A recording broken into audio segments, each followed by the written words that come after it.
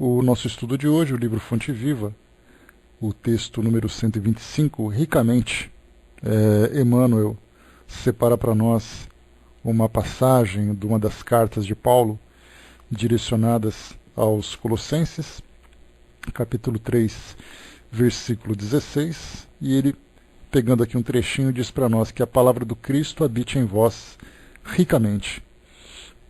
Bom, quando nós estudamos os textos do Evangelho segundo o Espiritismo, que vem sempre desdobrado nas tantas e tantas mensagens que chegam para nós, e todas elas embasadas naquilo que Jesus ensinou para nós, e que que veio registrado através dos Evangelhos, é para nós um manual de conduta aqui para o mundo material, apontando para nós a direção do mundo espiritual nas suas esferas mais elevadas.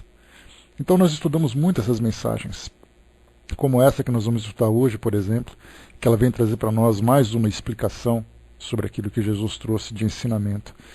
E quando nós pensamos em Jesus, de um modo geral, dentro da educação religiosa que nós recebemos, nós temos aquele pensamento de imaginar que Jesus, na sua grandiosidade, Jesus como sendo até mesmo Deus encarnado, né, dentro da visão de algumas escolas, Jesus como sendo um salvador, Jesus que era aquele homem que realizava tantos milagres, enfim, então nós personificamos Jesus como sendo um ser especial, e de fato o é, porém nós esquecemos daquilo que foi o mais importante, que foram os ensinamentos que ele trouxe para nós. Então, antes de pensarmos naquilo que nós desejamos fazer aqui no nosso mundo, daquilo que nós temos como objetivo para alcançar aqui no nosso mundo, nós temos que prestar muita atenção na forma como nós vamos alcançar esses objetivos e o que isso vai trazer para nós de fato como resultado. Naquela época, então, Jesus falava a todos os homens, as pessoas que ouviam suas mensagens, sobre a nova forma de viver. Porque, na verdade, foi exatamente isso que ele veio trazer para nós. Olharmos para o mundo de uma forma diferente, vivermos de uma forma diferente, porque começávamos a entender que nós tínhamos um propósito diferente. E de todos os ensinamentos que ele trouxe, claro que ele trouxe muitos e muitos outros ensinamentos, além daquilo que foi registrado pelos evangelistas. Porque nós, muitas vezes estudando o Novo Testamento, por exemplo, principalmente o dos 4 evangelistas, né, João, Mateus, Lucas e Marcos, nós pensamos que a vida de Jesus se resume naquilo que foi escrito naquelas páginas, naquelas poucas páginas. E Jesus teve uma vivência de exemplo que grande parte acabou não sendo registrada ou acabou sendo perdida.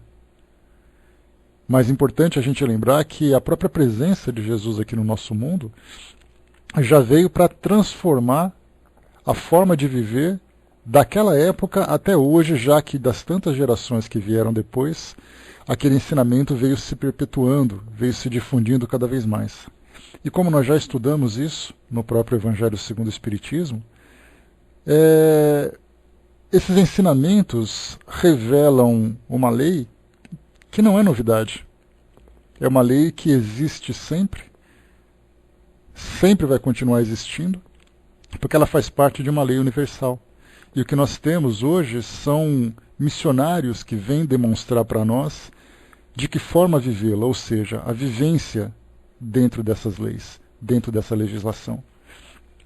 Eu trouxe para vocês aqui uma pequena passagem, exatamente do livro de Mateus, do Evangelho de Mateus, no seu capítulo 5, que traz para nós uma das mensagens mais belas e objetivas de Jesus, que foram exatamente os ensinamentos do Sermão da Montanha.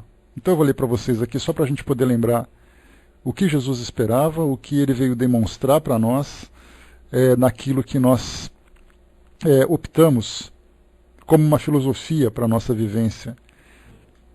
Porque, como nós já tratamos várias e várias vezes, nós temos que estabelecer uma forma de viver. Algumas vezes nós vivemos em função dos impulsos que a vida oferece para nós. Se a vida está confortável, nós agimos com calma. Se a vida está problemática, nós nos desequilibramos. Se a vida é agressiva, nós respondemos com agressividade. Então, muitas vezes, nós somos movidos ao sabor do vento, né? Somos lançados ao sabor das ondas. Quando nós estabelecemos uma forma de viver, nós determinamos uma direção, e mesmo com todas as intempéries do caminho, a gente adota uma conduta que seja mais equilibrada possível para que a gente não se desvie desse caminho. Isso para nós é a nossa filosofia. Nós lembramos que alguns optam pela filosofia cristã, baseada nos ensinamentos de uma determinada escola. Nós temos uma filosofia budista, nós temos uma filosofia hinduísta, temos uma filosofia materialista, cada um optando na sua forma de viver. Essa é a minha forma de viver, essa é a minha linha de conduta, é assim que eu respondo para aquilo que a vida me oferece. Nós temos uma visão que transcende aquilo que o mundo físico hoje apresenta para nós. E o mundo físico apresenta desafios das mais variadas ordens, um desafio da nossa saúde, um desafio da nossa estabilidade material, um desafio para os nossos relacionamentos, né? Então temos desafios de toda ordem. Mas a gente lembra que estamos aqui encarnados, vivendo essas experiências para construir dentro de nós valores que serão importantes para a continuidade da nossa existência no nosso mundo real, que é exatamente o mundo espiritual. Então quando nós falamos assim, bom, eu estou aqui no mundo material, desvinculado do mundo espiritual, porque eu só vou estar no mundo espiritual quando eu estiver desencarnado. Então nós acabamos trocando a condição de estarmos no mundo espiritual com uma posição geográfica. Né? Então, estarmos no mundo espiritual significa que nós somos espíritos fazendo parte desse mundo, não importa onde que nós estejamos. Não importa onde nós estejamos. Então, eu estou encarnado, eu faço parte do mundo espiritual, porque eu continuo sendo espírito. No mundo espiritual, eu continuo sendo também um espírito, mais do que nunca. Então, não importa onde nós estejamos, nós estamos vivendo para o mundo espiritual. E não aqui, já que nós estamos encarnados, como se nós... Porque nós usamos muito essa analogia de falarmos, por exemplo, que você se encontra numa região durante um período, depois você volta, né, para a região de origem, como se nós nos deslocássemos geograficamente de um lugar para o outro. Então, se eu estou num lugar, eu não posso estar em outro, porque a ideia é que nós não podemos ocupar dois lugares ao mesmo tempo. Mas, na verdade, sendo espíritos, nós nunca deixamos de fazer parte do mundo espiritual. Por isso, a nossa vivência, mesmo estando encarnados, tem que ter como objetivo principal a nossa adequação a essa realidade espiritual, a nossa vivência nessa realidade espiritual. Por isso, então, Jesus, quando ele veio trazer os ensinamentos para aquelas pessoas daquela época, e esses ensinamentos depois viriam, né, a acompanhar todas as gerações seguintes, tratava exatamente de uma construção interior das pessoas. Podemos ver que Jesus sempre procurava atingir a vida interior, a vida mental, a vida psíquica, a vida moral das pessoas. Quando ele tratava de alguma questão material, como no caso de satisfazer a fome das pessoas, de falar sobre caridade, de falar sobre doenças, como por exemplo das curas que ele realizou, aquilo eram circunstâncias que envolvem a nossa presença aqui no mundo material. Mas todas as suas ações visavam efetivamente e exclusivamente a construção íntima de cada pessoa. Então aqui, ao lermos o Sermão da Montanha, nós veremos as instruções que ele passa para nós, fazendo um trabalho de reformulação íntima de cada um. Né, o Zé lembrou aqui que as fases, né, que nós temos, que no Antigo Testamento é aquela infantilidade espiritual do homem, de fato era, né, depois com Jesus o homem já é adulto, já tem uma certa maturidade, e ele depois com o Espiritismo já ele atingiu a plenitude da sua evolução, do seu desenvolvimento. E esses ensinamentos de fato nos acompanham durante todo esse tempo, acompanhando cada fase da nossa vida. Então vamos lá. Mateus, capítulo 5, Bom Dia Cristalina, capítulo 5, a partir do versículo 1. E Jesus, vendo a multidão, subiu a um monte e, assentando-se, aproximaram-se dele os seus discípulos. E, abrindo a sua boca, os ensinava, dizendo: Bem-aventurados os pobres de espírito, porque deles é o reino dos céus. Bem-aventurados os que choram, porque eles serão consolados. Bem-aventurados os mansos, porque eles herdarão a terra. Bem-aventurados os que têm fome e sede de justiça, porque eles serão fartos. Bem-aventurados os misericordiosos, porque eles alcançarão misericórdia. Bem-aventurados os limpos de coração, porque eles verão a Deus. Bem-aventurados os pacificadores, porque eles serão chamados filhos de Deus. Bem-aventurados os que sofrem perseguição por causa da justiça, porque deles é o reino dos céus. Bem-aventurados sois vós, quando vos injuriarem e perseguirem, e mentindo disserem todo mal contra vós por minha causa. Exaltai e alegrai-vos, porque é grande o vosso galardão nos céus, porque assim perseguiram os profetas que foram antes de vós. Vós sois o sal da terra, e se o sal for insípido, com que há de se salgar? Para nada mais presta senão para se lançar fora e ser pisado pelos homens. Vós sois a luz do mundo. Não se pode esconder uma cidade edificada sobre um monte. Nem se acende a candeia e se coloca debaixo do alqueire, mas no velador, e dá luz a todos que estão na casa. Assim, resplandeça a vossa luz diante dos homens, para que vejam as vossas boas obras e glorifiquem a vosso Pai que está nos céus. E daqui depois ele continua com os seus ensinamentos. Então nós vimos que nessas palavras, daquilo que foi trazido para nós, tem o objetivo então de nos instruir para essa profunda transformação moral que nós precisamos realizar. E não importa onde nós estejamos, porque quando nós pensarmos nos ensinamentos de Jesus, dá a impressão de que os espíritos também não são evangelizados. Porque nós somos evangelizados porque nós temos aqui esses ensinamentos. E no mundo espiritual, os espíritos aprendem o que exatamente? Eles continuam aprendendo os mesmos ensinamentos, ilustrados de acordo com a sua condição, de acordo com o seu entendimento, mas a lei continua sendo essa lei moral, essa lei divina, continua sendo interpretada, continua sendo explicada, para que todos nós alcancemos o mesmo objetivo. Então esse é o tipo de ensinamento, esse é um tipo de bagagem que nós adquirimos, que não se perde mais, tanto quanto profunda ela esteja. Quanto mais profundidade ela alcançar, quanto mais enraizada ela se apresentar, maior será a nossa vivência dentro desses parâmetros, dentro dessas diretrizes. Então é fundamental para nós entendermos o seu significado, aprendermos exatamente qual é o seu propósito, quais são os seus propósitos, e depois sabermos aplicá-la efetivamente na nossa vivência. Aqui agora, partindo por esse ensinamento, para aquilo que Emmanuel trouxe para nós, porque eu li para vocês essa passagem das bem-aventuranças, que é esse resumo, como a gente sempre lembra, né, conforme Gandhi já trouxe para nós, dizendo que se todo o ensinamento de Jesus se perdesse e só sobrasse as bem-aventuranças, o seu ensinamento estaria completo. E de fato é. Porque isso mostra para nós, em tudo que se resume, nos nossos relacionamentos, na nossa vivência, objetivando sempre essa transformação moral de cada um de nós. E aqui nessa passagem que Emmanuel selecionou dessa carta de Paulo aos Colossenses, diz assim para nós, né, que a palavra do Cristo habite em nós ricamente. Essa palavra do Cristo que foi resumida exatamente nesse sermão que eu li para vocês agora.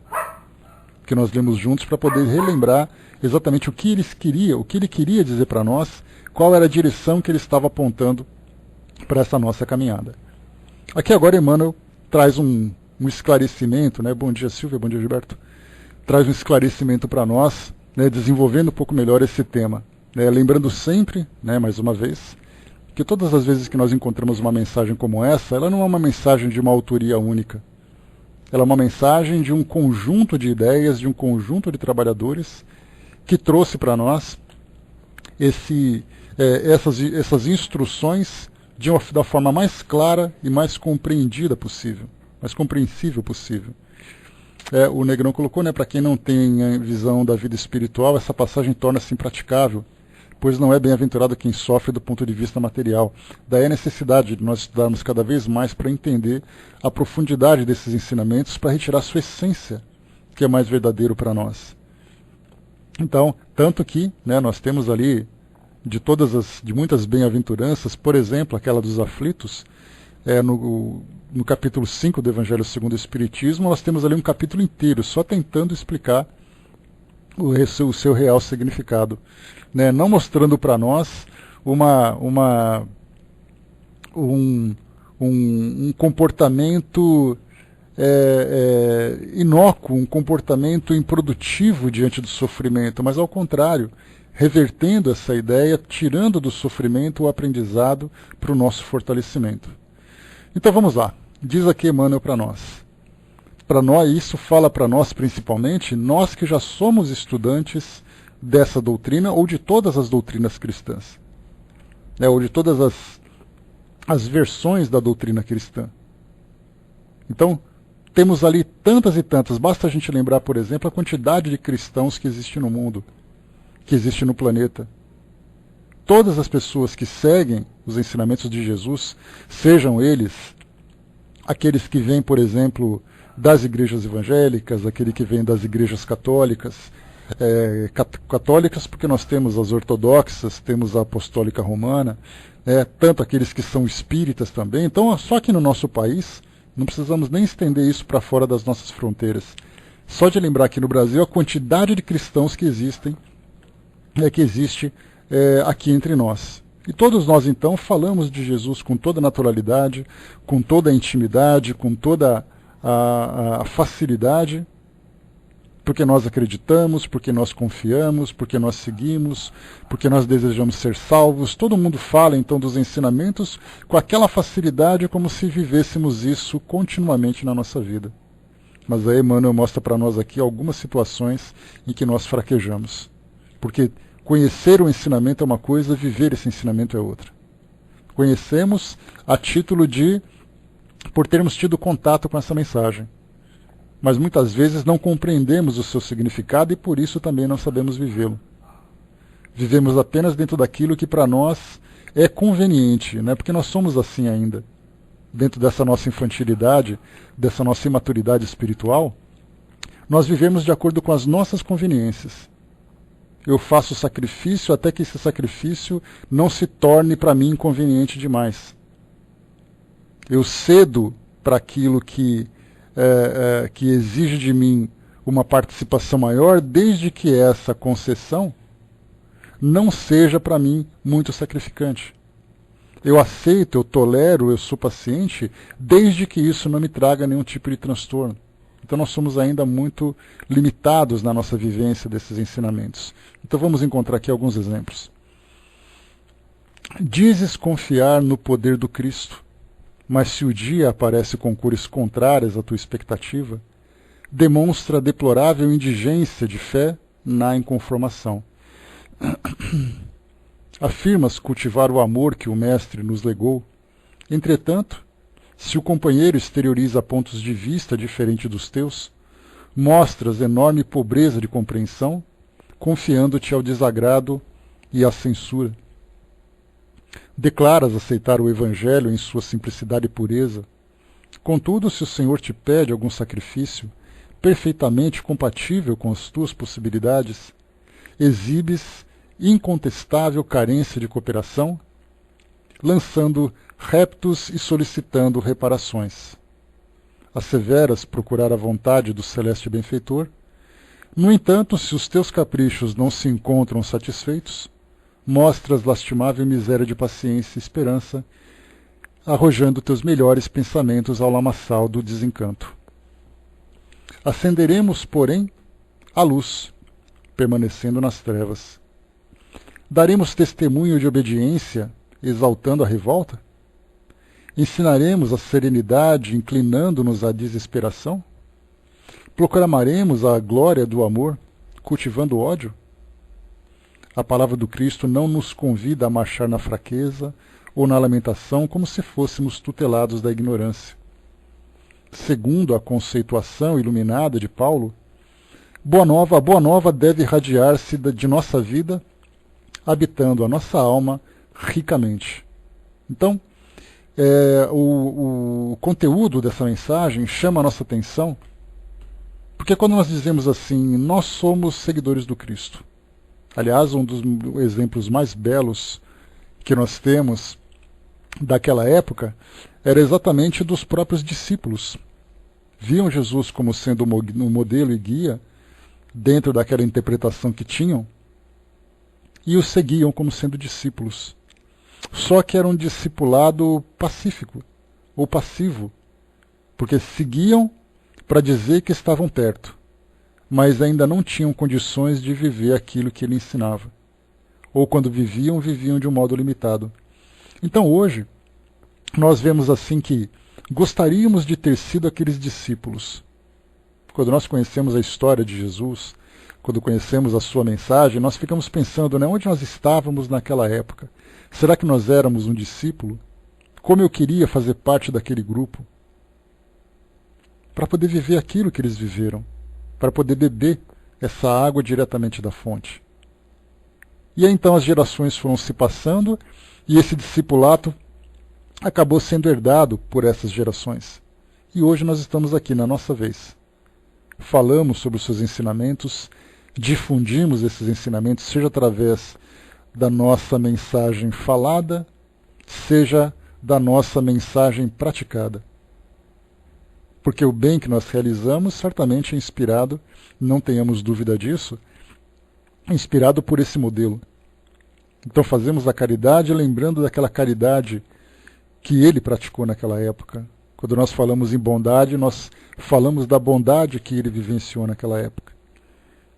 Ou seja, vamos moldando então as nossas ações, sempre tendo como referência aquele ensinamento fundamental, aquele ensinamento basilar, através do qual nós nos espelhamos. Por isso, então, ao falarmos que hoje nós temos a condição de nos colocarmos como discípulos, nós somos também ainda continuadores daquela mesma obra. E continuar essa obra, não tenhamos dúvida disso, vai exigir de nós um sacrifício muito grande. Porque muitas vezes fazer, por exemplo, praticarmos uma ação que não exija de nós um sacrifício muito grande é muito fácil. Então é sempre muito fácil nós demonstrarmos a nossa bondade em situações equilibradas, em situações tranquilas, mas é muito mais difícil quando nós sofremos uma contrariedade. Seja uma contrariedade naquilo que nós precisamos, seja uma contrariedade nas nossas opiniões. E aí, então nós começamos a mudar um pouquinho o nosso modo de agir, fazendo com que o nosso ensinamento, ou o exemplo que nós devemos demonstrar, se torne bastante deficitário. Então hoje nós somos continuadores desse mesmo trabalho. Muitos de nós, né, bom dia Barbosa, bom dia Brás, muitos de nós vemos os ensinamentos de Jesus como sendo uma tábua de salvação. E assim a maioria vê também. Ninguém vai ao Pai senão por mim. Ninguém vai se salvar se não for por mim. Então imagina-se então que aquele ensinamento serve essencialmente para que nós nos salvemos. E nós nos esquecemos do trabalho missionário que nós temos que realizar. Em que, na verdade, a salvação ela virá como uma consequência, e essa é uma didática muito interessante que Jesus transmitiu. Então ele dizia assim para as pessoas: para que você possa se salvar, você tem que agir dessa forma. Então, qual é o objetivo? O trabalho ou a salvação? Certamente as pessoas buscam pela salvação. Porque se você disser assim para as pessoas: faça isso porque eu preciso que você trabalhe. E a pergunta fundamental vem: mas o que eu ganho em troca?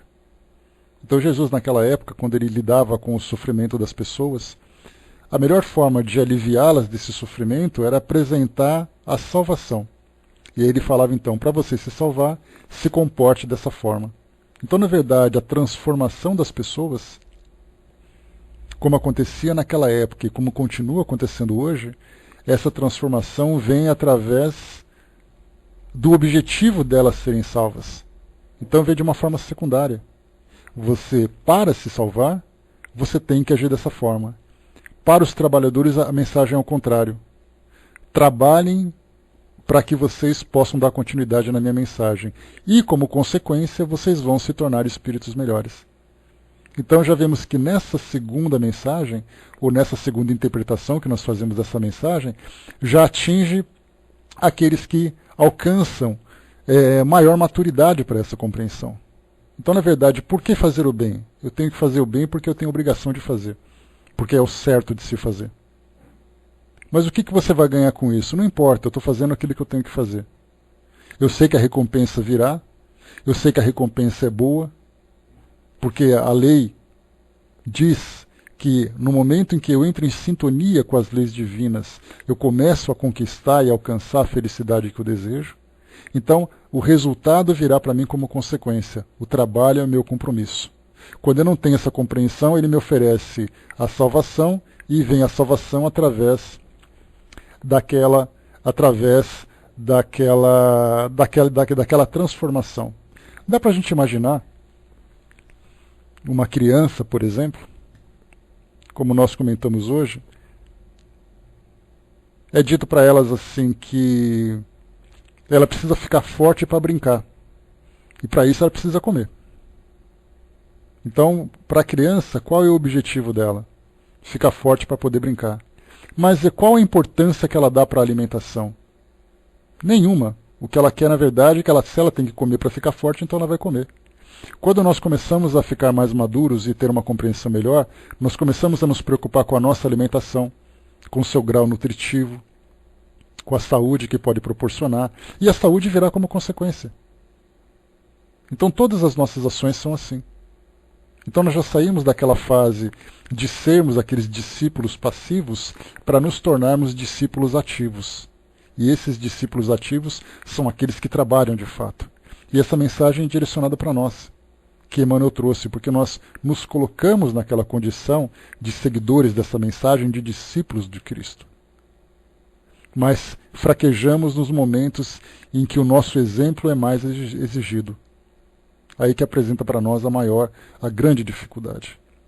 Então por isso que nós hoje, quando temos, principalmente para nós, né, da doutrina espírita, que temos o contato com o mundo espiritual e vemos a legião de trabalhadores que atuam nas mais diversas áreas, seja na dimensão espiritual, seja na dimensão física, mas procurando sempre se tornarem ativos. Por que trabalham?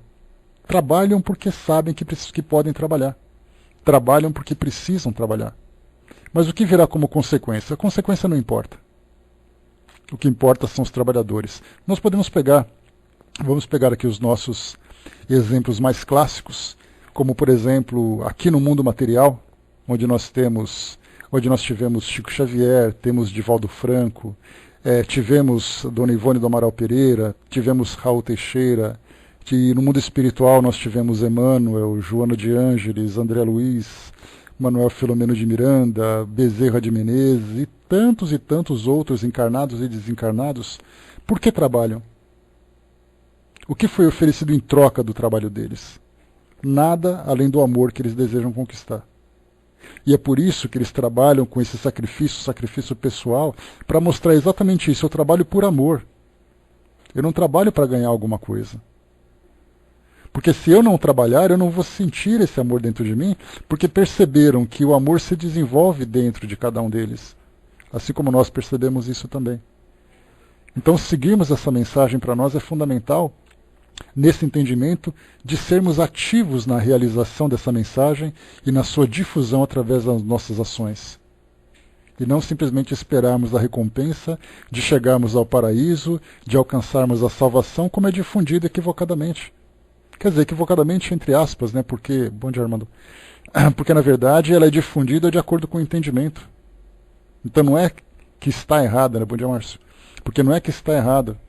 Enquanto eu não consigo entender o real significado da minha transformação, eu me transformo porque eu quero. Como eu não consigo me transformar porque eu quero e eu não entendo o motivo dessa transformação, então eu ofereço alguma coisa para me dar o estímulo.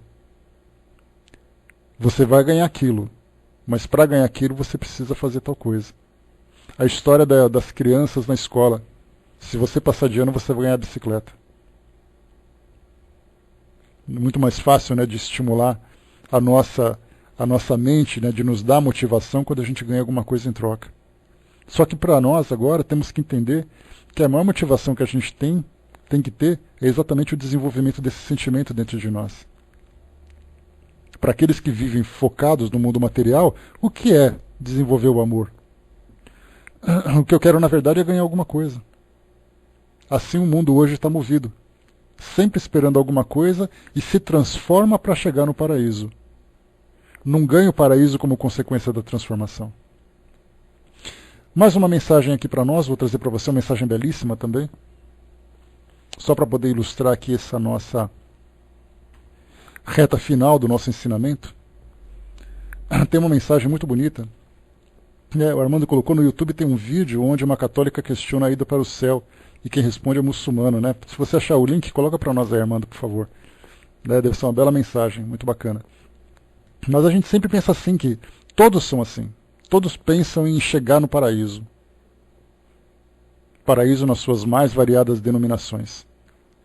Mas para chegar até lá, então quer dizer, você anda olhando sempre para cima, querendo chegar desesperadamente e muitas vezes tropeçando em pessoas, tropeçando em oportunidades, porque você quer chegar lá em cima, só que nunca alcança. É a história da borboleta que quer sempre rodear o sol, mas sabe que nunca vai alcançar. E na verdade precisamos nos transformar gradativamente para chegar até lá. Essa mensagem que eu vou ler para vocês é chamada Servidor de Jesus. Ela conta uma história muito bonita. Ela diz assim: quando jovens, normalmente somos idealistas e com facilidade nos vinculamos a determinadas causas. Não foi diferente com aquele rapaz que conheceu a doutrina espírita, passando a estudá-la com ardor. Mergulhando nas páginas do Evangelho, apaixonou-se por Jesus. Na sua ardência juvenil, desejou servir ao Cristo com todas as forças do seu coração. Mais do que isso, ele queria morrer pela causa do cristianismo. Ser cristão como os primitivos cristãos.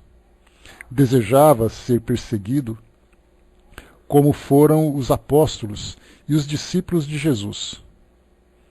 Quem sabe poderia ir para um país onde houvesse perseguição religiosa e pena de morte. Poderia ser preso, torturado e por fim morto. Era o que ele desejava. Morrer por amor a Jesus, pela causa da verdade. Recordava o heroísmo do apóstolo Pedro sendo crucificado de cabeça para baixo, de Paulo de Tarso sendo açoitado, apedrejado, decapitado por amor ao Mestre. Lembrava, enfim, dos testemunhos de todos aqueles cristãos que se deixaram matar, não se permitindo abandonar o ideal. Certo dia, durante suas orações, ouviu um mensageiro dos céus que lhe falava: Filho, você deseja mesmo morrer por Jesus? Sim, é claro, falou ele. Pois então, vou levar a Jesus o seu pedido e depois lhe trarei a resposta. Nos dias seguintes, o jovem não cabia em si de tanta ansiedade. Quando viria a resposta? Foi durante a oração de uma das noites que a voz se fez ouvir outra vez. Filho, levei o seu pedido a Jesus e venho lhe dizer que ele aceitou. Quer dizer, foi dizendo afoito o jovem, que vou morrer por amor a Jesus? Sim, filho, mas não de repente. Você irá morrer devagarinho, um pouco a cada dia. Jesus pede que você atenda seu próximo, sirva aos seus irmãos, se torne um apóstolo do amor na terra. E por amor a ele, por amor à verdade que ele veio ensinar, morra um pouquinho todas as vezes que a calúnia alcançar o seu caminho, que as pedras da incompreensão o atingirem. Então o jovem passou a dedicar sua vida a servir ao próximo, esquecendo-se de si mesmo, dos seus próprios anseios. Aos 70 anos de idade, ele pedia a Jesus que lhe permitisse viver no corpo um pouco mais, pois reconhecia o muito por fazer pelos filhos do Calvário que andam sobre a terra. O verdadeiro seguidor de Jesus faz o bem pelo bem, sem esperar paga alguma. Retribui o mal com o bem, toma a defesa do fraco contra o forte e sacrifica sempre os seus interesses à justiça. Quem segue a Jesus encontra satisfação nos benefícios que espalha, nos serviços que presta, no fazer os outros felizes, nas lágrimas que enxuga, nas consolações que dá aos aflitos. Seu primeiro impulso é pensar nos outros antes de si. É cuidar dos interesses alheios antes de atender aos seus próprios interesses. Muito bem, essa mensagem ela fala um pouquinho da vida de Divaldo Franco. Essa foi uma das experiências que ele vivenciou durante a sua juventude. E ele conta isso num documentário, né, que ele tinha naquele momento em que ele teve contato com a doutrina espírita, com os ensinamentos do Evangelho de uma forma mais clara para ele. Ele desejava de fato se tornar um daqueles mártires do passado, porque ele achava que valeria a pena morrer em sacrifício, fazer o seu sacrifício em nome dos ensinamentos de Jesus. Foi aí então que ele recebeu as instruções dos amigos espirituais que começavam a se aprofundar, dizendo que o maior sacrifício que ele poderia fazer era o sacrifício dele mesmo em nome da causa que ele queria abraçar. Então essa mensagem ela serve para nós também, para que nós pensemos sempre, né, que em vez de pensarmos no paraíso, de pensarmos naquele discipulado que nós gostaríamos de professar, na verdade, simplesmente nos colocarmos na condição de trabalhadores dessa mensagem que nós aceitamos como sendo para nós uma diretriz de vida, a nossa própria filosofia, que ela já seria para nós de grande resultado. O resto virá como consequência. Os amigos que nós fizermos, a gratidão que nós recebermos, a condição espiritual que nós alcançarmos, tudo isso virá como consequência daquilo que nós fizermos hoje. Muitas vezes nós vemos no mundo espiritual mensagens que chegam para nós de espíritos que se decepcionaram, porque eles sempre diziam assim: mas eu passei a minha vida vivendo aquilo que Jesus ensinou, e quando eu cheguei no mundo espiritual eu não recebi a recompensa que eu esperava, exatamente porque ele viveu os ensinamentos de Jesus esperando receber alguma coisa. Ele desejava assim que chegar no mundo espiritual fosse recebido com todas as honras por ter sido aquele grande trabalhador ou aquele grande modelo que ele acreditava ser, só que na verdade ele fazia isso como objetivo secundário. O seu objetivo maior era realmente alcançar o mundo espiritual na sua condição de paraíso, como ele acreditava. Eu estou fazendo isso porque eu sei que eu vou para o céu. Ou seja, e se não oferecesse o céu para ele, o que ele faria? Ele já não teria mais a mesma motivação, não faria mais o mesmo sacrifício. Então, primeiro o sacrifício de nós mesmos, pela causa do bem que nós desejamos abraçar. O resto virá como consequência.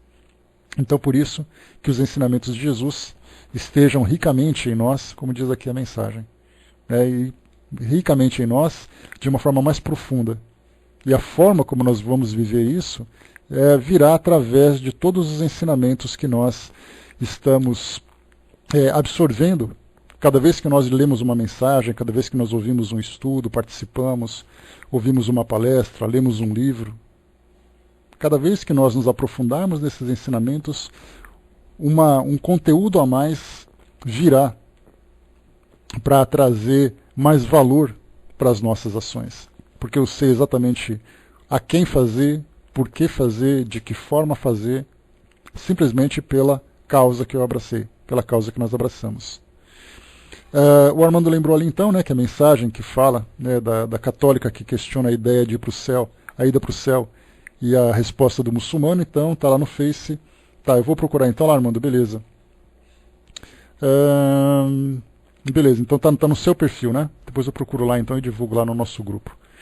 Tá, então é isso, pessoal. Essa é a nossa mensagem de hoje, para a gente concluir aqui o nosso estudo, né? Então eu espero que todas essas ilustrações, né, que nós analisamos, que nós desenvolvemos aqui, tenha facilitado para nós esse entendimento sobre esse ensinamento tão rico, tão profundo, que nós tivemos oportunidade de ter contato hoje, né? Então, que tenhamos sempre isso em mente, o objetivo de nós fazermos as coisas. Né? Por que fazemos isso? Por que o sacrifício? Por que do trabalho? Por que muitas vezes a dor nos acompanha nesse trabalho e por que superamos essa mesma dor?